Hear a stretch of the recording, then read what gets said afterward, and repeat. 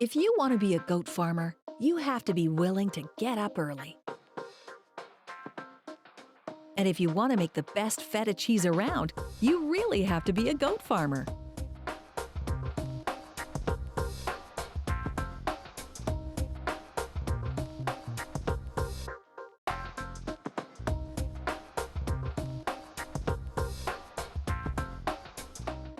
At Rancher Acres, Randy and Cheryl Hiltz are raising about 85 purebred Saanen goats, milking them twice a day. But in order to get the finest cheese milk possible,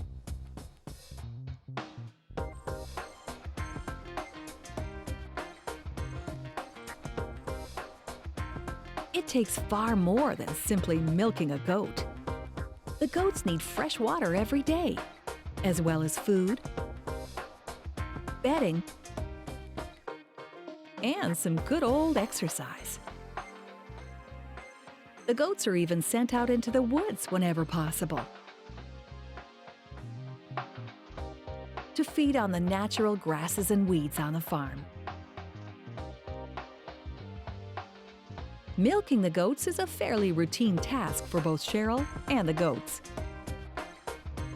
Milked 12 at a time, each goat is greeted with a fresh bowl of food, while Cheryl attaches the milking machine to the goat's teats. Within minutes, each goat has been milked for the morning, and a fresh pail of milk is ready for production. Usually, the goats will be milked a second time in the afternoon. Once the pail is full, the fresh milk is transported to the main house.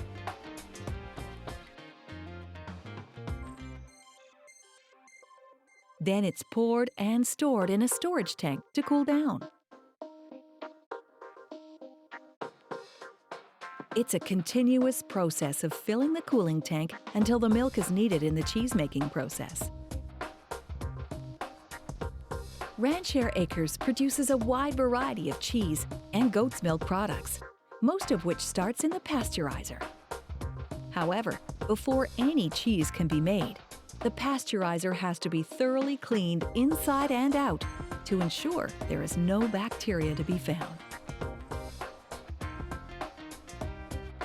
Cleaning seems to be a big part of the cheese-making process. Once everything has been cleaned, Randy transports the milk to the pasteurizer. He does this the old-fashioned way, by bucket, filling the machine 200 liters at a time.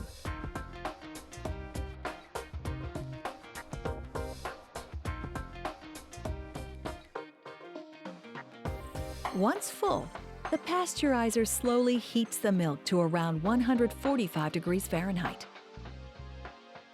This kills any bacteria that may be hanging around. This is a very important process that is regulated by the government. That means keeping strict records of the process. Using hot water in an outer chamber, the pasteurizer takes about half an hour to reach the proper temperature, and about 1 to 2 hours to cool back down.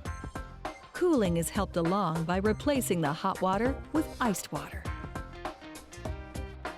Each batch of milk that's pasteurized is usually used for a single type of cheese.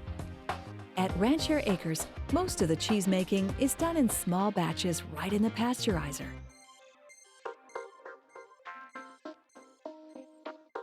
On most days, the farm is able to produce about 2 to 3 batches, with feta, which is the most popular cheese. For feta cheese, the pasteurized milk must reach a certain temperature, and a bacteria culture is added to the milk. The milk then sits for an hour, while the bacteria culture works its magic. Next, rennet, a hardening agent, and calcium are mixed in a container then poured into the milk.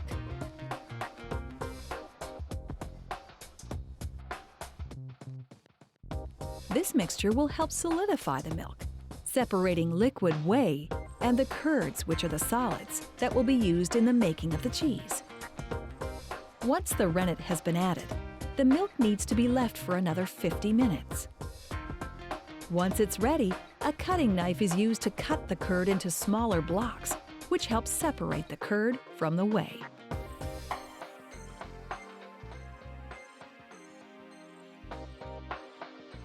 Now the whey is drained from the pasteurizing machine.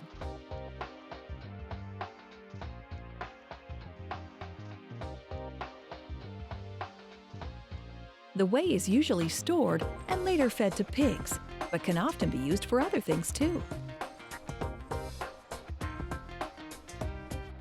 Once drained, the curds are scooped from the pasteurizer and placed in plastic draining pans, which are first layered with cheesecloth. Some of the curds are placed in tubes and will be later sliced to make feta coins or discs that are sometimes marinated with other flavors. Once the pans are full, they sit to drain. Later, they're flipped and sprinkled with salt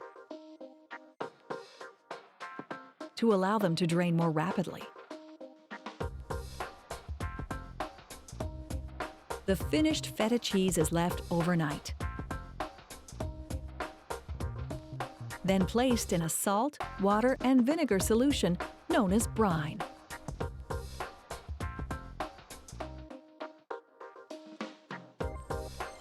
The brine acts to preserve the cheese as well as give it that signature salty taste.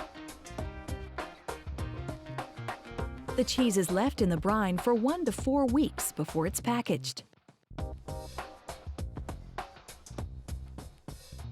To package the cheese, Cheryl first cuts,